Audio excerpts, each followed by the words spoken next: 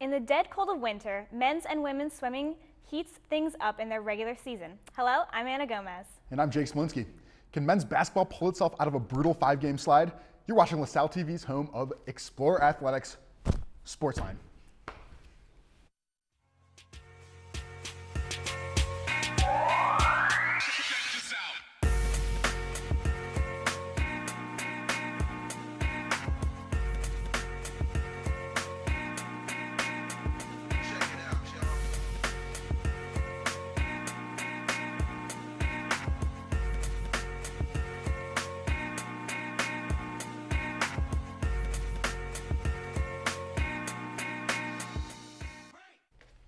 Welcome to SportsLine. We have a lot to catch up on this episode, including men's basketball's upset win against number 25 ranked Dayton and their continuing struggles against city rival teams in City 6.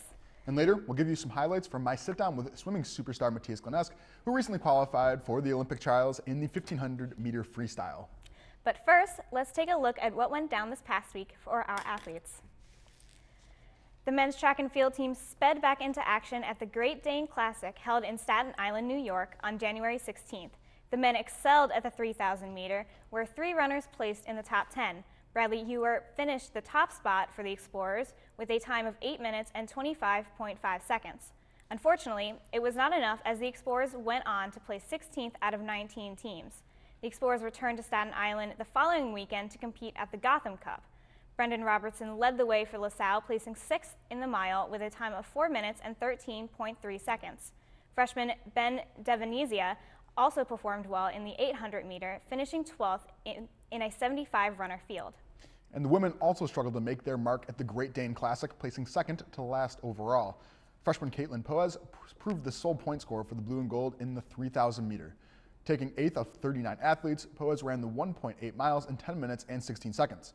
At the Gotham Cup, short distance runner Amber Jenkins achieved her personal bests in both the 200 and 400 meter races, placing in the middle of the pack in both. In the field, Amber Jackson picked up right where she left off last season, tackling the long and triple jumps with ease. Freshman Ariel Mitchell and Kalia Miller both found rookie success, placing towards the middle and adding some much needed depth to LaSalle's field events. And on January 22nd, the men's swimming and diving team headed to New York for a tri-meet against Fordham and Iona.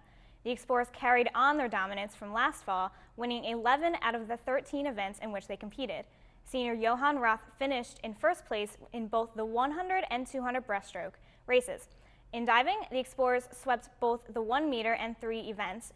Senior CJ Gimple topped the 1 meter event with a score of 279.37.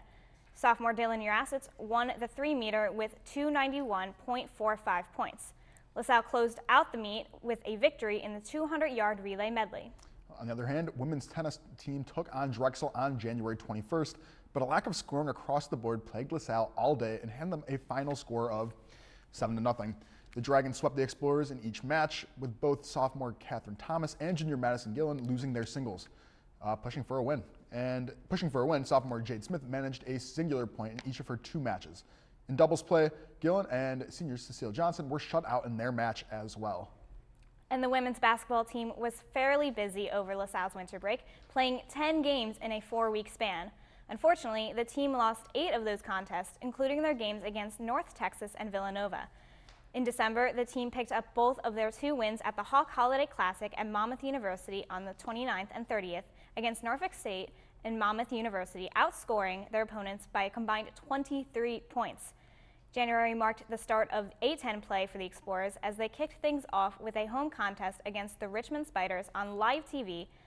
The pre-noon start time proved too early for LaSalle as they dropped that game 60-43. The team followed with 4 more losses, the latter 2 double-digit losses. On Martin Luther King Day, they took a pause from A-10 play to take on Big 5 rival UPenn in what became another loss, 78-68. And the team escaped the brunt of Storm Jonas on Saturday the 23rd, traveling to Missouri to resume A-10 competition against the St. Louis Billikens, looking to snap that 6-game losing skid. And despite a strong performance that included 12 rebounds, 15 assists, and 4 steals from junior Jasmine Alston, the Blue and Gold still fell 79-70. LaSalle came out firing in the first, hitting 9 of their first 13 shots. However, St. Louis rallied and took a commanding lead with an impressive second quarter, outscoring the Explorers by 14. LaSalle cut the deficit to 6 in the third, but failed to come any closer for the remainder of the game. On January 27th, they returned to the Gola to welcome Dayton. The Explorers began well enough, securing a 16-13 lead at the end of the first quarter, following a 3-point buzzer beater by Amy Griffin. The second quarter was tough for the Blue and Gold as they allowed Dayton to take the 30-26 lead going into halftime. In the second half, LaSalle nearly spent 5 minutes before adding their first points, but by then the deficit had already entered the double digits. The fourth quarter proved to be no better for the team, who eventually fell to the Flyers 67-51. Amy Griffin led the Explorers with 19 points, while Deja Bullock tallied 7 rebounds. And men's basketball has had a confusing season at best since we left for winter break. And out of the 10 games LaSalle has played in over break, we came away with only 1 win. However, the 1 win was against number 25 nationally ranked team, Dayton. On Sunday, January 3rd, the Dayton Flyers came to the Tom Gola for a highly publicized NBCSN covered game. From tip-off, the LaSalle threw the fast-paced Dayton for a loop with the shot clock draining strategy that we've seen the Explorers use all season. And now with only 7 scholarship players available, our starters stepped up by each reaching double digits in scoring. The Explorers led going into the half with a 1-point lead, and with 8:45 remaining in the second, Dayton was leading with a 7-point lead. However, due to pressure by Price and a clutch 3 by Schuler, the Explorers regained the lead and ground out the clock for a 61-57 win against the 25th best team in the nation. And now, despite this beautiful moment, for the Explorers, they have fallen into a 4-game A-10 slide against Richmond, Rhode Island, St. Joe's, and Duquesne. On top of that, the losses included a heartbreaking rival match against Temple at the Palestra. And the schedule only gets tougher as we approach the A-10 playoffs, along with the rematch against Dayton on the road. LaSalle currently sits with an overall record of 5-13 and 1-6 in the A-10. Hopefully, we will see the Explorers turn their season around. So now we are on to exploring headlines. We got a couple of really big moments that they were announced last semester. But hey, water polo teams announced their first head coach, Paul whatever. Anyway, this guy has had a ton of experience in the field. Back in 77, 81. 77, 81. Yeah, great year down in Napa Valley. He was the head coach for Princeton. He comes with a lot of experience. He's been coaching a lot of championship teams. I'm excited to see him build up this program because he's the shared coach for both the men's and the women's water polo team for next year. So I'm excited to see how he's going to build this program up, especially because we've never had one before. And he's kind of an old school dude, right? Yeah, you know what? I'm looking for some old school sports here, at LaSalle. And also, women's golf announces their head coach, Jason Calhoun.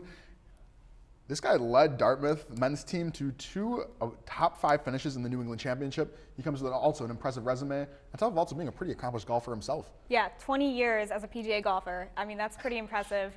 And to come in and have that, and for him to come and build up the women's program, I think is going to be also a very interesting start for the women's golf. Yeah, we're just seeing so many just new additions to just our entire our sports program in general. And speaking of that, LaSalle Volleyball has announced its latest batch of recruits for next season. And judging off of some of the pickups they got last year with Taylor Height, really leading the team this year, I'm excited to see how these people are going to perform. And I think the number one that I'm really excited to see play is Katie Eddington. She's a 6-foot blocker, and we really need some size up top. We were getting torn apart at the line. You were there for a lot of it. Yeah. There was sometimes it was just a bit of a massacre up towards the net. So to be able to have some people that are going to be able to block, it's going to be really, really beneficial for our volleyball program. Yeah. But it is time for our first break. Do not go anywhere. And when we come back, I'll give you the highlights of my chat with the unstoppable Matthias Glenesk. And later, we'll have our previews for next week's games, so stay tuned.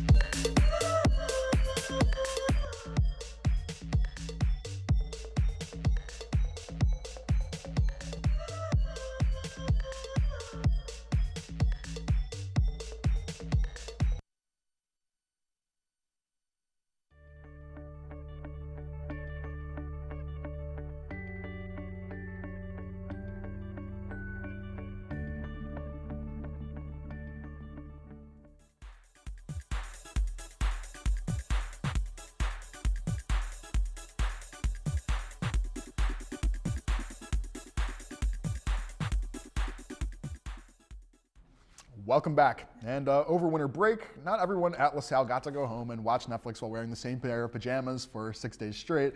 The LaSalle swim team found themselves down in Puerto Rico for almost 2 weeks straight of intense training in prep for the A10 championships. Now, I got the chance to sit down with junior 1500 meter freestyler Matthias Glanesk, who's been pulling away from the pack by setting his sights on some pretty wild goals. So check out this edition of On the Sidelines. Hello, welcome to another edition of On the Sidelines. I'm your host for today, Jake Smolinski, and I'm sitting down here in Holroyd with a certain top LaSalle swimmer, Matthias Glanesk. Thank you so much for coming on the show. Thank you for having me. All right, so I got to ask, right off the bat, we're back for the semester. You guys just finished the annual Puerto Rico training trip. Yep. How does everything feel? You guys got to get some experience, you know? Oh man, yeah, that was a trip. We knew it was going to be hard, but that was a trip. It was really a training trip. I heard that it took its toll on a lot of the athletes. Yeah, we had a few people hospitalized. I'm not sure, because there was something going around there. Kids got sick and practices were tough, and it took its toll definitely. But then I guess, did it feel like a positive experience at least? Oh, absolutely. It's nothing like it was terrible or anything. It's just like when we got back and we swam our first meet, everyone did great. So you know that that the training trip really worked. And that was a tri-meet with Fordham and what was the other school? Iona, I believe. It was some school that we usually don't swim against, but since of the storm we had to reschedule and it had to be with them. And so after a really then strong start to the season, before the break and everything, and you guys were really, dominating some of like our A10 opponents and everything. Mm-hmm.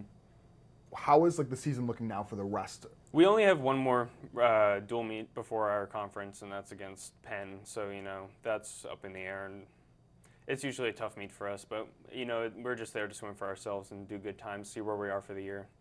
You guys, that's the A10 championships are coming up, right? Yeah, in February. Yes. And so, how has been your preparation for that, other than Puerto Rico? Well, I've been training throughout the entire summer. I've been training swimming continuously for years. I can just speak for myself, but if I want to speak for the team, I know that everyone's really looking forward to this. Everyone's excited, and I feel like we're going to do really well. And so what is your exact specialized event that you... Well, I specialize in distance, and the longest one being the mile, or the 1650. We're allowed to swim 3, so I do the 1650, 500, and 200. Wow, so you're just a multi-athlete going on there? Well, it's only freestyle, but there's a few more people that are a little bit more diverse than I am. But And you recently, though, had an incredibly unique experience that could possibly lead to something bigger. You got to go to the trials? Yeah, qualified for that at Winter Nationals right before the semester ended, just by a smidgen, but I got it, so I'm happy. Can you explain it then for the viewers, what exactly happened? Oh, well, let's see here. If we went to Winter Nationals where a bunch of big names go. It's one of the biggest meets of the year. We got to send 6 guys, which is a lot, considering how tough the meet is and with the cuts. And it was the first and last swim I had to do on that day. I watched everyone swim, and that was the last guy, so it was just me on that last day. And I've been chasing this cut for years, honestly. And I was 4 seconds off a few years ago, and then I tried it again, and I made it by 0.2 of a second this time. Congratulations. Really my parents, they live in Texas, and they came all the way up to see me. It was in Seattle, so they got to see that, that was really exciting for all of us. This is the Olympic time trials, right? Yes, exactly. Oh my gosh. And so you also said you got to meet some really big names, or at least see them swim in the pool. Yeah, they do not like talking to other people. Some of us have tried, but there's Michael Phelps was there. All the big names, and from the girls' side as well, and the guys, and seeing my idol Michael McBroom, who does the mile, and seeing him swim is just a fantastic experience, knowing that I swam in the same pool as he did. That's absolutely wild. And within probably a couple hours too. You guys shared the same chlorine. And so now kind of swinging back, because obviously you guys have this is where you have to make your mark the A10 championships are coming on and everything, and you qualify for trials and in the Olympic trials, which is incredible. But I want to ask though, which is something that we don't always get to hear about, is you're from Texas. How did you end up at LaSalle? Oh, it's kind of a long story. Well, I guess I'll sum it up. But in Texas, when you swim and you want to go to a school like a Division I and you want to swim for them, you have to be pretty good because it's like huge big name schools like UT, A&M. So if you are not in like the top 10 of the state, you're going to have to look somewhere else out of state. And then not only was I looking to swim Division I, but I was also looking for a dart program, and only 2 schools in the country had that. One was Savannah, which is in the middle of nowhere, and then there was Salle here, which was in the A10 conference. And my brother swam for George Washington, so I knew about the conference, and I knew I was in its league. So it was just like a perfect fit, but it was just like a beacon in the middle, northeast, and I'm all the way down there. So I was like, okay, well, here I go. That's incredible. And so then I guess you just kind of packed the bags and came up, and we're also here in Holroyd for a very special reason, for the sheer fact that, hey, this is where you spend a ton of time. Yeah. And so then what is your major then? Well, it's dart, and I have a minor in computer science. And you're focused on like animation and everything too? Yeah, I would like to do animation. That's what I'm focusing on right now. Yeah. And so with this transition, from Texas to LaSalle in the A10, what has that been like for, I guess, a Texan coming to Northeast Philadelphia? Well, it's very different. I guess my brother had to go through the same experience. I don't know, just like I like it as like a huge learning experience because there's sort of a different culture, even though we're still in America. But it's just so different. You get a new perspective, and it's just, I enjoyed my time here. The school is great. So. Are there any things that you're looking to accomplish for yourself as the season kind of rounds out? Like, you mean for A10 conference? Yeah, A10 conference and everything. Well, let's see here. My freshman year, I did win the mile at A10s, but then my sophomore year, I got out-touched by someone from UMass. So I'm looking to reclaim that. Yeah. Is this his last year? This is his last year? Yeah. Oh, man. So, yeah. So I'm hoping I can really reclaim it from him this year. That's my goal. Oh, well, I wish you the best of luck. And Thank you. my last question, though, is, all right, it's in between intervals, and you're like, you know what? I need my Happy Fortune pizza roll or this cheesesteak roll. Which one do you choose? I got to go to cheesesteak roll. Oh, look at this. A Texan decided to side with the Philadelphians. All right, you have it here. This is it for On the Sidelines. Thank you, Matthias, for coming on the show. I appreciate it. And back to the desk. There is plenty of LaSalle sports action this upcoming week, so let us highlight the games ahead. Track and field remains local as they split between Penn State's National Invite January 29th and Bucknell's Bison Open on the 30th. In the last regular meet of the season, men's and women's swimming and diving takes on Penn on the 30th. Penn will be coming off a Friday night meet at Westchester just the night before. And then on Sunday, January 31st, men's tennis hopes to secure their first win of the season as they welcome Bucknell to the courts here at LaSalle. In the first of 2 A10 matchups for basketball, the women's team will stop by St. Joe's for a game on Saturday the 30th before they travel north to Rhode Island on Wednesday, February 3rd. The men's basketball will face off against VCU on Wednesday, February 3rd, but before that, the men will look to upset number 2 Dayton again on January 30th. Selena BMAC has the coverage in this week's marquee matchup. Hi, I'm Selena BMAC with this week's marquee matchup. The featured game this week is men's basketball versus their A10 rival Dayton this Saturday, January 30th.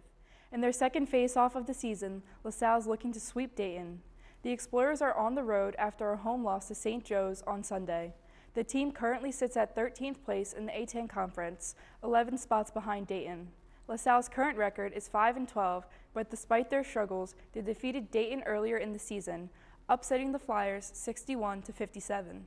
The Explorers are 1-5 against teams in the A10 conference, and that one win came against the Flyers. However, the Flyers have been outstanding this season. With a 16-3 record, their home game record is 10-1, so home field advantage is definitely on their side. The Explorers' leading scorer this season, junior Jordan Price, is key to winning this game, averaging 20.8 points per game.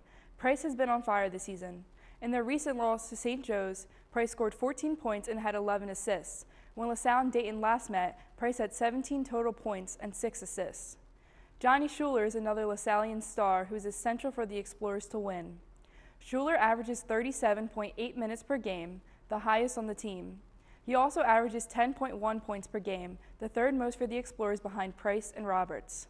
One major key to this game against an A10 rival, don't turn the ball over as much. Despite their scoring success, Jordan Price, Cleon Roberts, and Johnny Schuler combined for 15 turnovers against St. Joe's.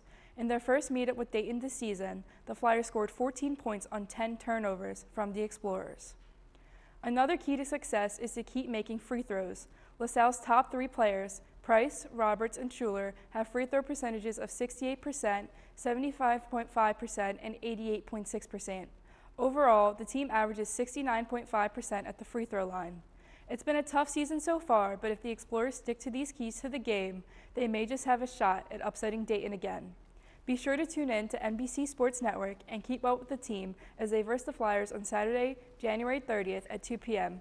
For SportsLine, I'm Selena B-Mac. Go Explorers. When we come back, Jake Smolinski will give you his picks of the week, so we'll be right back.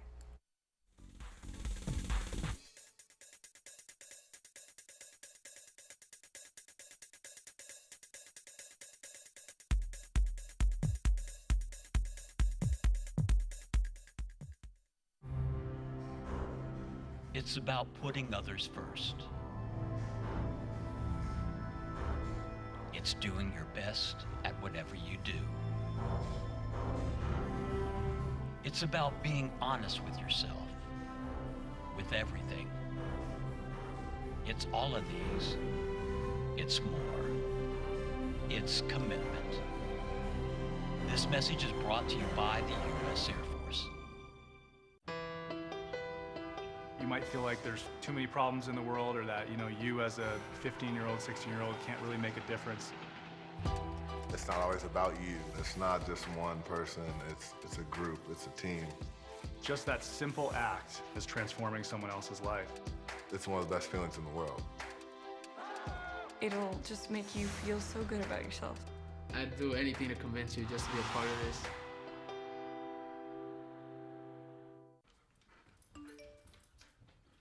Trisha's having a sleepover tonight. Can I go? I wonder about Lucy's friends. What should I say? I know you're only 10, but one of these days a friend will offer you a drink. And alcohol at your age can lead to so many things. None of them good. So can I go to the sleepover? Lucy, I want you to promise me I something. finished my homework. Bigger promise. If there's any drinking, I want you to say, "No thanks, not my thing." Mom. I promise you, your real friends won't care. Deal? Sure. Really? I promise, Mom. They really do hear you. Did you pack your toothbrush? For tips on how to start the talk, visit underagedrinking.samhsa.gov. A public service message from the Substance Abuse and Mental Health Services Administration.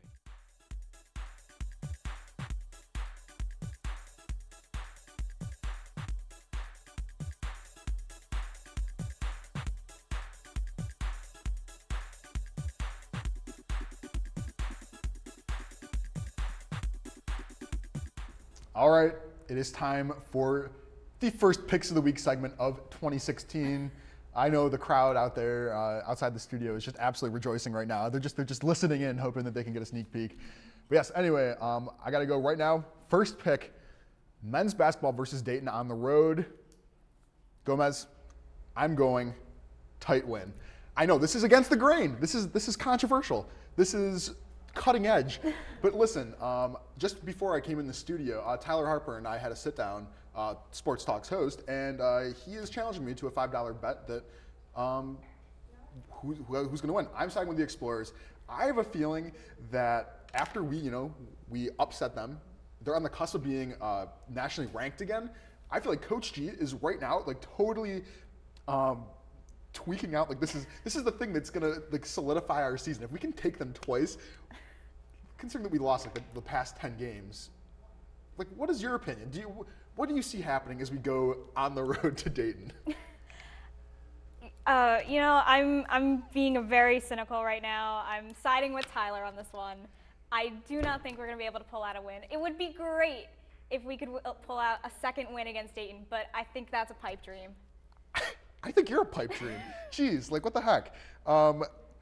I guess I'll have to just be sure of myself in this situation. I believe in the Explorers. I'm a true fan. I'm friends with Jordan Price, I swear. Anyway, for my number 2 pick of the week, swimming versus Penn. All right, this is where I'm going to expect solid individual performances, but I'm not sure if the team can actually pull together a win against this powerhouse Penn team. I was at the last meet where they raced against Penn in the goal. It's the McHenry pool. I'm blanking right now.